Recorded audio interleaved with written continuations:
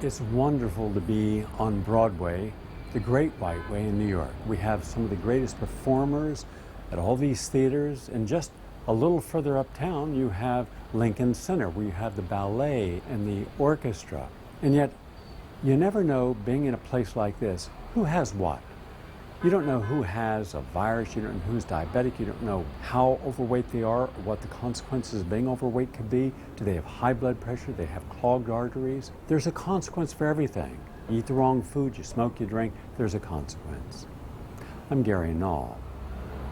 Today we have an epidemic of conditions that are not being treated, and we're not helping these people with our orthodox or official medicine.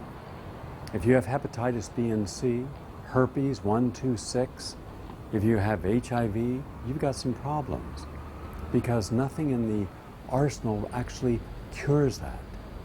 But there is one treatment that has not been used at all by a vast majority of Americans that could help, and it's called ozone.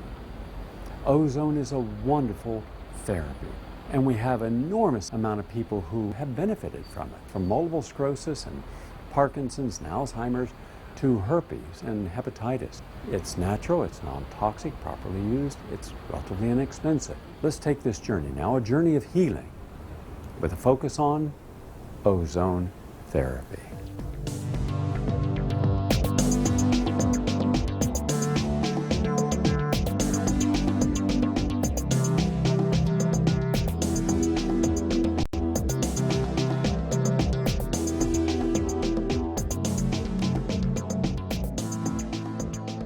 At the very top layers of the stratospheres, we're talking about miles up, 20, 25, 30 miles up, the rays of the sun hit oxygen.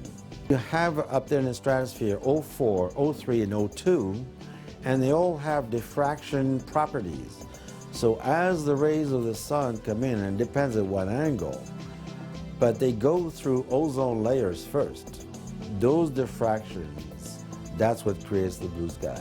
People wonder, with all the industrial pollution that's covering our planet, how is it that wildlife can remain alive? Whenever we have a rainstorm, lightning actually is the voltage that we need to turn O2, which is oxygen in the air, to O3. And O3 is ozone. And when you mix ozone with water, it becomes peroxide, the same stuff we pour on our cuts so that we don't get infections. And what happens when the little bubbles of oxygen come up, it means that the singlet oxygen from the O3 has attached to some kind of a pathogen and neutralized it. When you have peroxide in the rainwater and the birds are taking a bird bath and animals drink the water or they bathe in it in all of our lakes, they're disinfecting themselves. So where else that ozone is produced in nature, we produce ozone internally all the time. We create antibodies to the antigens that are seen as foreign to us. Antibodies are opposed to the antigen, to the bacteria, and then the problem for many, many years is what happens between an antibody and an antigen. An antibody and a bacteria, an antibody and a virus. What happens? How does it kill it? Well, this may be surprising to you, but antibodies kill bacteria by using reactive oxygen species, including ozone. There are also people that will say, well, gee, ozone, it sounds like, like the ozone layer, and they say the ozone levels are high. I thought ozone was bad.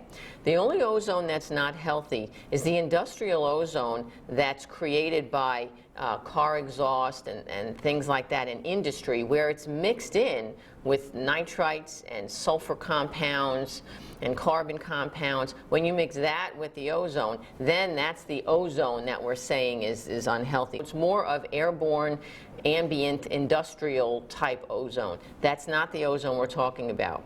We're talking about taking pure medical oxygen and passing it through a machine where it's charged with high voltage and the O2 is turned into O3.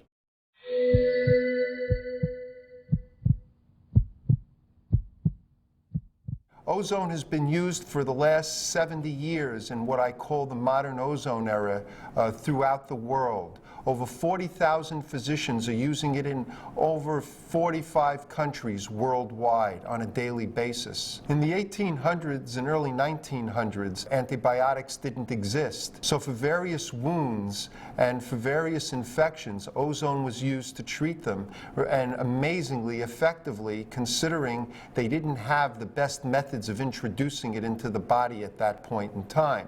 While it had been used in this country from the 1880s until about 1940 medically, it disappeared when Big Pharma came into being and took over this country, so to speak, in terms of medical care. It reappeared, very importantly, right after World War II in Europe. Europe had been devastated by the war. They had no money for medications. The Marshall Plan was just used to rebuild structures, but they had nothing to treat all the burns and wounds and infections that the war had caused. So Russia, Germany became the leaders in ozone research and fell back on to using ozone therapy to treat all these infections because it was relatively easy and inexpensive to use and extremely effective at treating all these medical problems. Hundreds and hundreds of research articles from Germany, Russia, now from Italy, Poland, Switzerland, just to name some of the countries that are very involved in ozone research, have come about.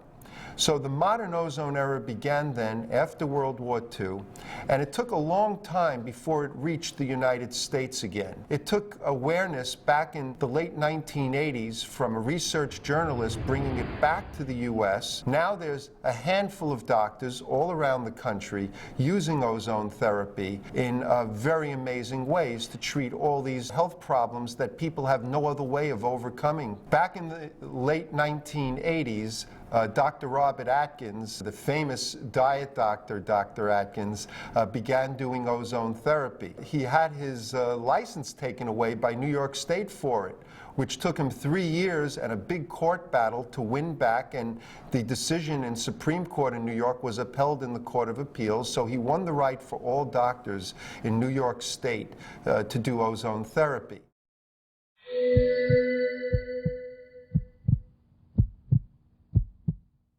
Ozone is a gas, and when it enters into our blood, it does some amazing things. It'll destroy every virus, bacteria, fungus, yeast, and mold in your body. So if you happen to have herpes, multiple sclerosis, rheumatoid arthritis, Lyme disease, and a host of others, from candidiasis to Epstein-Barr virus, chronic fatigue syndrome, ozone may be the only answer for your problem, particularly when traditional medicine has failed. Ozone won't harm healthy cells in our body, but will only go after viruses, bacteria, fungus, yeast, molds, toxins, parasites, harmful free radicals that can't resist it, stealing an electron and gluing onto it and either destroying or transforming it so the body can eliminate it. Healthy cells contain natural antioxidants that protect against ozone getting in.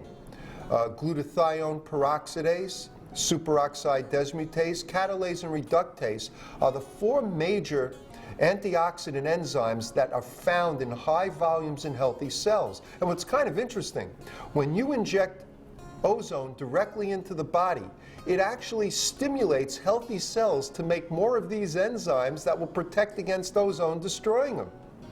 So unhealthy cells can't fight it, and only healthy cells can defend against it. This is why it doesn't hurt people. Certainly ozone, when you breathe it, is toxic to the lungs in higher concentrations, yes. And that is an area for concern, but that is totally different from using ozone intelligently and integrating it into proper medical care.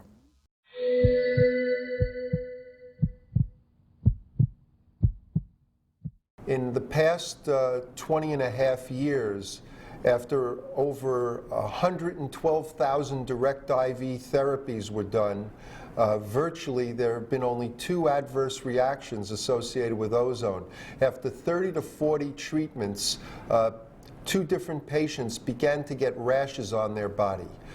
It might have been a purging of something from their body, but it was better to err because it happened twice in a row on safety and not give any more therapy to them. In 1983, a study was published by a doctor by the name of Jacobs from Germany, where they reviewed over 486,000 treatments on over 300,000 patients over a 3-year period, with an adverse reaction rate of 0.00007, extremely low for the huge number of treatments that had been performed. In Germany, ozone therapy is mandated by law pre and post-op to prevent infections. Germany has been using ozone in their environmental products, in their water, and post-operatively, and they have the lowest post-op infection rate of the entire world.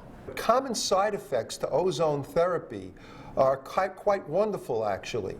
Hair and nails will grow longer, stronger, healthier, and faster. Skin takes on a healthier look because it helps almost all forms of skin problems. And that's usually very rapidly that people start looking better. People fall asleep easier, they sleep better, they need less sleep, they have more energy all day long, they actually have great workouts in the gym immediately following a treatment. It gets oxygen and nutrients to cells to make energy faster and easier.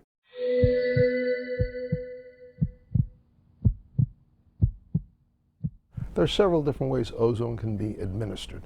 One of the most common ways is to give it intravenously. That is to say, a ozone generator generates a certain amount of gaseous ozone, which is bubbled through a saline solution, and this is administered to the patient intravenously. This is a very effective way because intravenously it travels throughout the entire body, getting to all of the tissues.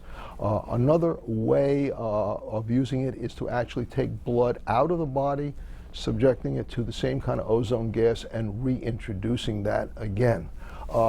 Some people feel as though that's a more effective way. It really depends upon the individual situation as to which one you would pick.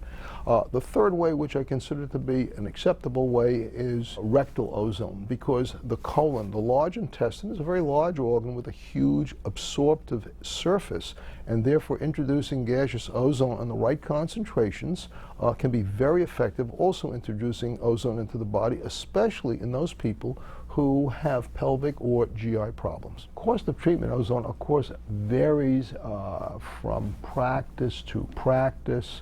I would say that if you, and most of these treatments, by the way, are not, as I said, one-term type of treatments.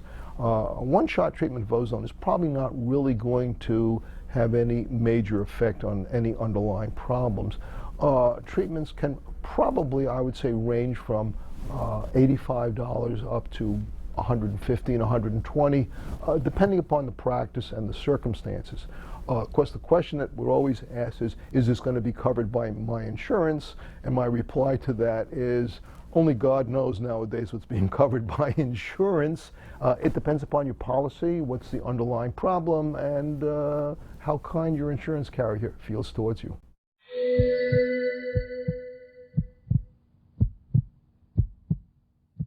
The way I found out about ozone is that a friend of the family had a daughter whom I knew very well, Suzanne, who had developed a cancer, a slow, fairly slow growing, but nevertheless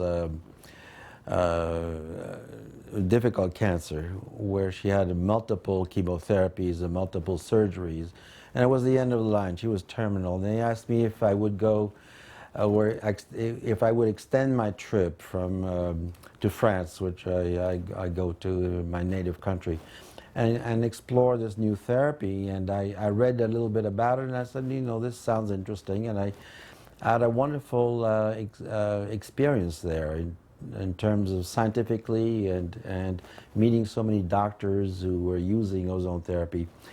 So I went to the Hansler Institute, which is run by Dr. Renate Wiebahn. It's situated in the Black Forest in Germany. It's a beautiful setting. They have courses for people who come from all over the world. So when I came back to the United States, I was trying to integrate my experience in terms of my training. And I said, you know, I had never heard of ozone therapy in medical school. And I said, well, let me make sense out of everything that I've seen. So what I did was I pulled all the literature from all over the world, the published medical literature. I gathered about 160 different articles. And I tried to compile all of them. I tried to make sense out of all of them. I wrote a review article in the Journal of Advancement in Medicine, which was published in 1988. Suzanne's family got interested in this therapy. They brought a machine from Germany. Her mother was a technician. I taught her mother how to use the technique, and which was autohemotherapy, where you take a little bit of blood and you treat it with ozone, you re-inject it, and so on. Well, Suzanne, who was like hopeless at the time, lived for 10 years. So it was a wonderful kind of story in that sense. And since I've had many experiences with using ozone in many different ways, and that spurred my interest, and that's why I continued writing some articles about it. I've mostly treated wounds, ulcers that were due to vascular problems or diabetic ulcers, poorly healing wounds, because ozone has properties that have been neglected by conventional medicine. In dentistry, we're finding bacteria. Decay is bacteria eating into teeth. Gum disease is bacteria attacking the gums. And ozone kills bacteria. So if you can apply ozone in different forms to those areas, you can do things to save tooth structure and be non-surgical about taking care of gum disease. I was a nurse administrator for 18 years in a major New York City medical center. I was strictly conventional. I was indoctrinated as a nurse manager. And then came the day when I was diagnosed with a number of chronic illnesses, because working in the hospital is very stressful. So it turned out I had chronic fatigue syndrome, and I was living to the tune of 13 cups of coffee a day in order to stay awake at work. I had acne, and they treated me with lots of antibiotics, so I developed very severe candida, for which they gave me more drugs, which had more side effects. And finally, with all the caffeine in my body, I was told that I had precancerous breast lesions and it might be a good idea to have a bilateral mastectomy. And that was my tipping point. It was at that point that I just decided, I don't think I want to go this conventional route, because they're loading me up with medications. They wanted to put me on thyroid medications. And then, of course, running the oncology units as well. I know that we treat people with cancer with chemotherapy and radiation and surgery. And I just didn't want to go that route. And that was when I learned about the Tri-State Healing Center and the work that Null was doing. And I was intrigued with the information that I heard. And I did my homework. I did a lot of reading about all the work that he was doing. And I went ahead and I worked with intravenous ozone therapy as part of a comprehensive protocol that I was given by Null. Approximately 15 years ago, being increasingly uncomfortable with the way traditional medicine was going and being aware of all kinds of other new alternative things, switched my practice and moved up at that point to Mount Kisco, where I developed a practice called Advanced Medicine of Mount Kisco, and I've been there ever since. I've also opened up a second practice down in Queens, New York, called Integrative Quality Care Medicine, where I practice the same type of thing. In the latter one, we also do a lot more of what's called prolotherapy, which is a very interesting type of thing in which you can use ozone and other similar type of compounds to inject into joints and ligaments in order to actually promote a beneficial type of inflammation, which actually promotes healing and restores strength to these areas, often negating the need for any surgical repair. Hyperbaric and ozone are often confused. Hyperbaric oxygen is using room air type of oxygen under greater increased pressure. It's got its greatest notoriety when you create these large hyperbaric chambers to treat divers who are suffering from the bends. That's because they've been down deep in the water and the air they're breathing is under great, great pressure, and as they come up, nitrogen bubbles and things tend to come out, and so they have to be decompressed again, or recompressed. That's where hyperbaric oxygen really got its start. It also forces oxygen into other tissues that are poorly perfused, and so in past years, when we saw people who had gangrene, especially associated with diabetes and similar type of circulatory problems, hyperbaric oxygen was and is still used under those conditions.